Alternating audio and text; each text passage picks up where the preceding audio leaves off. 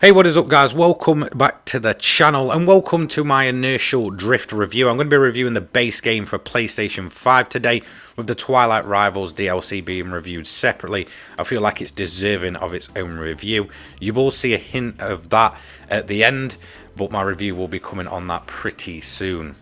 Inertial Drift is honestly probably one of the most nostalgic, awesome racing games, or kind of in the racing genre, that I've played for the longest time. I absolutely adore this game after playing it. Now this is going to be the PlayStation 5 version I'm going to review. It has been out for a while, I believe on PlayStation 4 for the longest time, and to be honest I just kind of overlooked it. However, I saw the key available to apply for, so I applied for the key, got accepted, and honestly I don't know what I've been missing because this game is awesome. If you're a fan of Japanese animes featuring, cool cars and that kind of 90s JDM feel, you're going to feel right at home for this one. Now, like I said, I've had this game a couple of weeks. I've given it a full proper playthrough. I've beaten it with a couple of the characters in terms of the story mode. Done a few Grand Prix, unlocked the majority of the cars at this point. Done a bit of online, done a bit of split screen, and in all honesty, the amount of content in this game is absolutely ridiculous. Now, let's actually go and have a look what's on offer for this game. Yes, I've kind of just brushed over it, but let's jump into the menu and see what this game has to offer. As you can see, you've got your tutorial. This will be the first thing that you do. You've also got story mode, which has 4 characters, and once you've done it once, you'll unlock a even tougher difficulty. So there's multiple ways to play through the game. Twilight Rivals, that's a DLC. I'll review that later on. You have challenges where you unlock cars, arcade, which is kind of arcade, Grand Prix, where it's a series of events, split screen and online. There's a lot to do in this game. So let's talk about the game's main appeal, and honestly I feel like that's definitely its art style.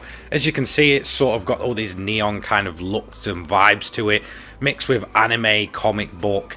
It's just absolutely awesome in terms of its presentation, whether it's the cutscenes, the intros, the actual gameplay. It honestly does not disappoint. It really does kind of remind me of, I believe it was Auto Modelista on the PlayStation 2 way back when, with its cel shaded look.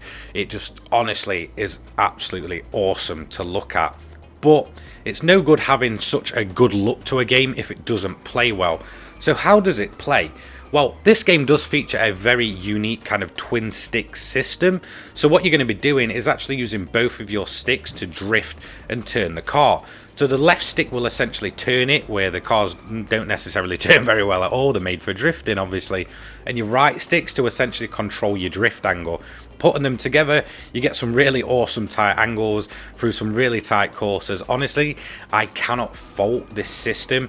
It does take a bit of getting used to be honest. It's really kind of weird having to use both sticks, as well as kind of try and use your brakes and your throttle and such to, kind of keep yourself from smashing into the wall. But once you get a hang of it, you'll be drifting like a pro in no time. It's very kind of easy to sort of, get used to the scheme, but then to master it is another thing. Now the next big thing is the cars themselves. So you do have 4 different story characters to play through, each with their own car, and each car does feature its own kind of feel to it. Now when you kind of use the one I've got here, which is kind of the easy mode car, it's the most basic car, it's the easiest one to get used to. Once you kind of go from that and step out into the other cars, it's a massive shock to your system. Some cars are very, very slow in acceleration, but it hits some insane speed. Some are very kind of heavy feeling and take a while to drift and take a lot to master. It's very kind of unique in the sense that each car has its own different feeling, its own different way to drift and get through a course even quicker. And that takes me on to the courses themselves. There's many different courses in this game, all with their own unique kind of look. You've got kind of seaside to woodland to kind of awesome Japanese temples. It absolutely looks amazing. Even snow up in the mountains, it's really kind of beautiful when you're playing it. The environments look nice, the cars themselves look nice. You can kind of tell it's not a full AAA release, but in terms of what's being presented here, you cannot really fault it for what it is. So just to touch back on the cars.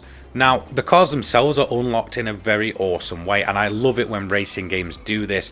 Kind of how it used to work in older titles was, you know, you kind of get the opportunity to then unlock the car, and you have to kind of beat it in a boss race, which is essentially how you go about it. What you do is you essentially pick that car, you'll be able to use it, and then you kind of use it in a boss scenario, and if you are successful, you will unlock that car to use in Grand Prix mode, which, like I said, is sort of a series of events. There is trophies tied to it as well, so there is incentive to go and do that.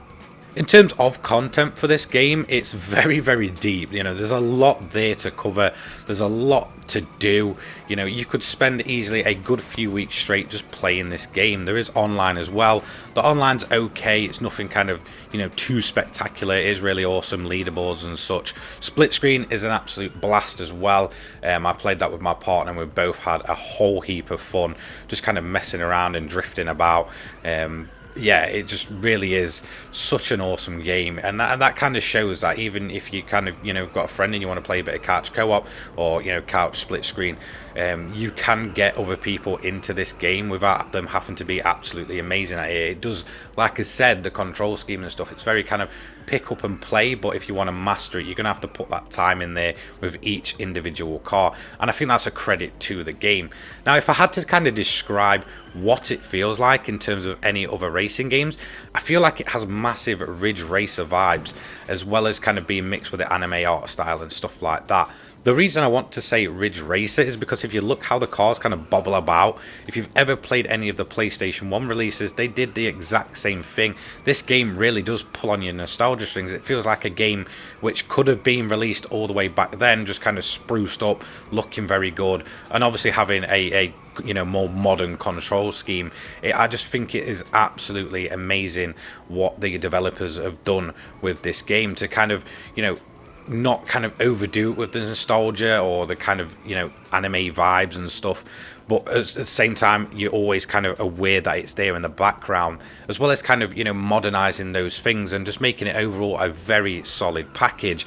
I honestly can't really pick fault with the game, apart from maybe a few of the cars just aren't quite there, and I think the main reason is that they just feel massive, like too massively different from anything else. But again, that might just be a skill thing with me.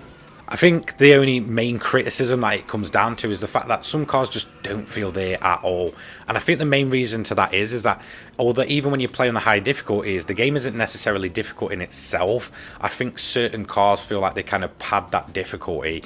I get these faster cars are supposed to be harder to drive, but when they're harder to drive to the point where they just don't feel very good, and it's easier just to go with a slower car that's easier to grip and such, it kind of just feels like it's inflating the difficulty kind of, you know, not naturally, if you kind of know what I mean. But maybe that's just kind of down to my own skill. With a bit of practice, I could probably, you know, get used to each car.